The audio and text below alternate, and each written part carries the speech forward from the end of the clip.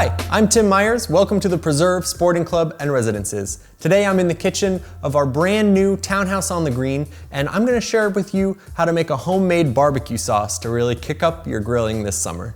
Barbecue sauce is great. There are so many different variations. Things to keep in mind, the base is almost always ketchup, right? From there, you just have to have a balance depending on your preference of sweet, spicy, acidic, savory. We'll start with ketchup. I like a really sweet barbecue sauce, but I also really like it to be balanced. And what balances sweet is actually acidity. So all of my sweetness really plays off this, which is a stout beer. You could use whiskey if you wanted, but a little bit of alcohol really helps brighten it up. Alcohol acts like an acid when you're seasoning food. I'll just mix that all together. I like to have a base of spices. I keep it pretty simple here. I use black pepper, granulated onion, and granulated garlic. Back to the sweetness, I use brown sugar and molasses. Molasses is really rich. It helps give body to the barbecue sauce.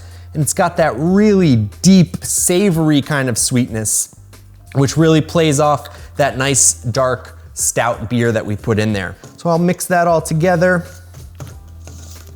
These are some of our most powerful ingredients. There's some soy sauce. That makes everything so savory. Worcestershire sauce has a ton of flavor already in it. Really savory, really acidic, and also pretty salty. So that's another way to season your barbecue sauce. And finally, I've got some liquid smoke here. Now, a lot of barbecue sauces you can make in the smoker while you're cooking the meat, and it'll get that nice rich smoke. But if you're just at home on the grill, maybe you wanna marinate the meat beforehand, just put some liquid smoke in there. You'll get a really nice mesquite flavor.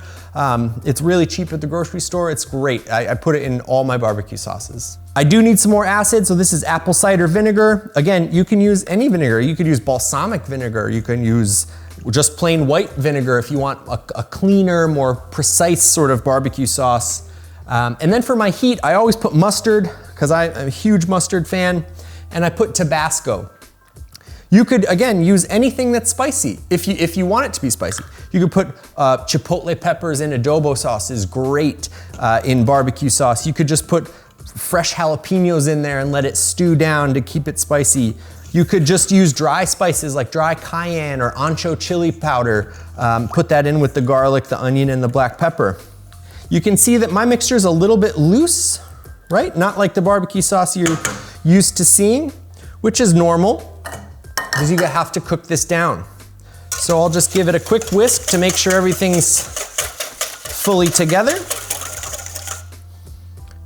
Pour that right into my little pot.